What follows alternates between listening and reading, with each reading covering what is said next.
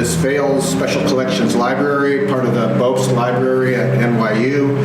And I love the fact that they take my art and they put it in these boxes and they create this thing called a finding aid, which is when they make a list of what's in each box and they categorize each box. This is number 38, 39, and 40. I gave them, I don't even know how many boxes they have of mine, but each one is like a special, has a specific type of content in it. Like these 3 boxes have 3D stuff in them. So I'm going to show you those in a second, but before I do that, I just want to tell you about my own art of storage, which came from stuff like this.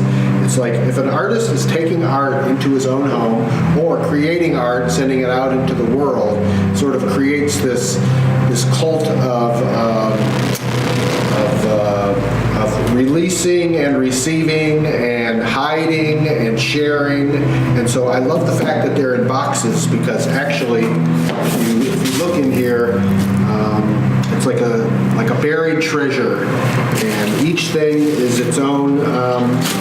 It's like this is a box that's inside a box, and inside of this box there might be another box. So this is a very specific thing, came from a very specific person, but I like the fact that altogether it's kind of like an archive, which is kind of like a dusty collection of work that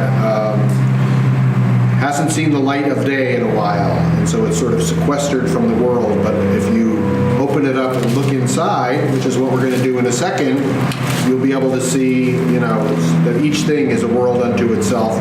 And it's like, those Russian dolls, one inside the other. There's one doll inside another, inside another, inside another. So let's look inside and see what some of these things are. Actually, these are some of my favorites. This one is so delicate. I don't even know how I got this, but it's like a balsa wood airplane, and I don't know why, but it has these matches attached to it, so some sort of pyrotechnique. This is actually one of my favorite pieces. This is not random because it's such a favorite.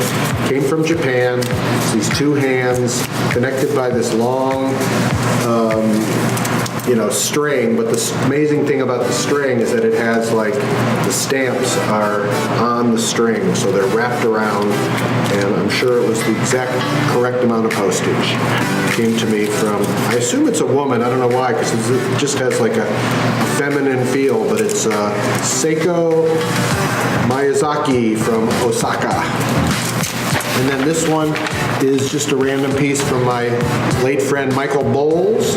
He sent me this beautiful Mickey Mouse object d'art, and it has a handy-dandy snap it into place holder, and it came in this very strange envelope, just made out of a paper bag, and we don't know why, but it's just a random piece of mail art, and I like it very much, and I'm going to Disneyland.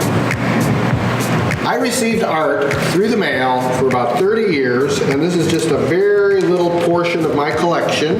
These happen to be postcards, and people in all parts of the world would send me art, and I would write back. I would send them what I do. They would send me what they do. And they're from all over the world. Some of them are from the Netherlands, from Belgium, from South America, from Italy, from Canada, from every state in the United States. And they're all addressed to me. I would write back. Sometimes I would send postcards. Sometimes I would send little magazines that I made. Then we would show the stuff in you could have a mail art show. It could be in anywhere from an art museum to a barber shop to a cafeteria to a high school or college gallery or whatever. You have this expression, the mailbox is a museum. And I made a little rubber stamp at one point that said, the address is the art, meaning that if it went to a place and it was received by a male artist, then that is the art. It didn't matter what it was, and it didn't matter